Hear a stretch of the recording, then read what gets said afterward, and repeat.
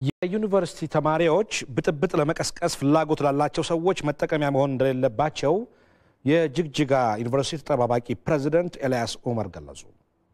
ተማሪዎቹ በዩኒቨርሲቲ ቤተሰባዊነትን በማስጠበቅና ትምህርታቸው ላይ በማተኮር መጓዝ እንዳለባቸውም አቶ ኤልያስ ጥሪ አቅርበዋል። ሀገራችን የጀመረችውን የለውጥ ጉዞ ከግብ ለማድረስ የዩኒቨርሲቲ ተማሪዎች የተለያዩ ዓላማ ያላቸው ብጥብጥ ቀስቃሽ የሆኑ መልእክቶችን ችላ በማለት እንዲሁም ልዩነትን ተሻግሮ እኛ የኖርንበትን የዩኒቨርሲቲ ቤተሰባዊነት ባህል በማስጠበቅ ትምህርታቸውን በትኩረት መከታተል ግድ ይላቸዋል።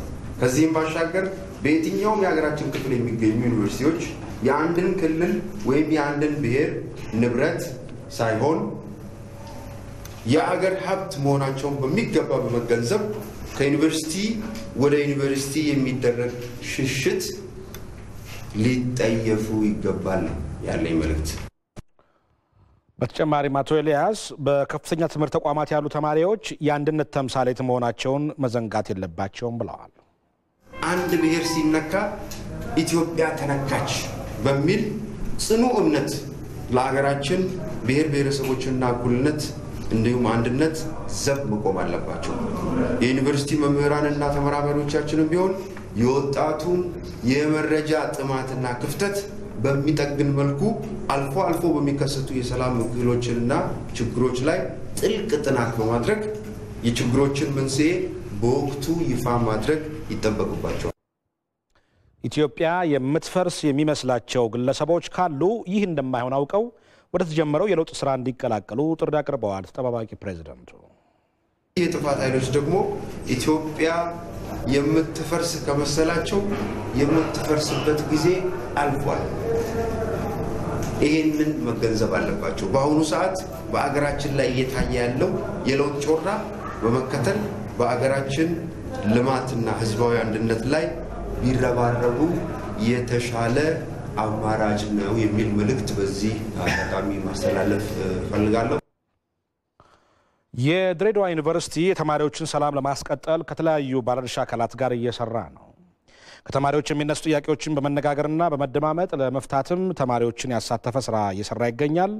ለዝርዝሩ ቤተልሔም ጥጋቡ።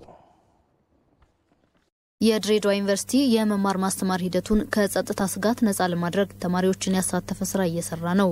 በዩኒቨርሲቲው የአራተኛ ዓመት ተማሪ የሆነው ዋቁም አሰፋ እንደሚለው በዩኒቨርሲቲው የሰላምና ደንብ ማስከበር ማህበር አባል በመሆን የድርሻውን እየተወጣ ነው። ከተለያየ አገር ነው የመጣ ነው። በፍቅር ነው የምንኖረው። ያው እንረዳዳለን። አንደኛው ምንም ማለት ያው እንደ ወንድማማቾቻችን ነው የምንማረው። ፍቅር ካለ ሰላም ካለ ነው ሁሉም ነገር ማስኬድ የምንችለው። ለወደፊት እኛ የምንጠይቀውን ነገር በትክክል መጠየቅ አለብን።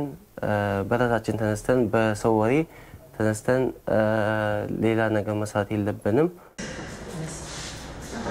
በዩኒቨርሲቲው የመጀመሪያ ዓመት ተማሪ የሆኑት ብርታለም ያለውና ትርንጓሻም በበኩላቸው የመጡበትን ዓላማ ዳር ለማድረስ ሰላም አስፈላጊ ነው ይላሉ። ስመጣ የተሻለ በቃ የሆነ ትልቅ ደረጃ ለመድረስ አስቤው ነው የመጣሁትና ይሄ ደግሞ ይሄንን ደረጃ ነው እንደሞ ነው የፈለኩትን ነገር ደግሞ የማገኘው ሰላም ሲኖር ነው። ስለዚህ እዚህ ያገኛችሁኝ ያነበብኩ ነው ማነበው ደግሞ ያው ዩኒቨርሲቲው ላይ ባለው መልካም ሰላም ስለሆነ ሰላም ለሁሉም ነገር አስፈላጊ ነው። ዩኒቨርሲቲ የመጣሁት ለአንድ ዓላማ ነው። ተምሬ ከዚህ ተመርቄ ለመውጣት ነው እና ተምሬ ጨርሼ ተመርቄ የምወጣውም ሰላም ካለ ነው። ሰላም ባይኖር እዚህ ላይብረሪ ልመጣ አልችልም።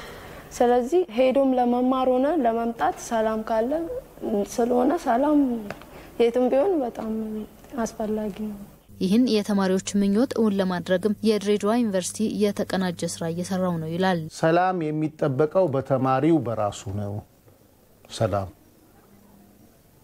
ሰላም ቢደፈርስም የመጀመሪያው የሚጎዳው ተማሪው ራሱ ነው። ይሄንን አንደርስታንድ ተደርገናል። ስለዚህ እየሰራን ያለነው ነገር ከተማሪዎች ጀምሮ እስከ ተለያየ አካላት ጋር እየተናበብን በደንቡ እየተጓዝን ነው።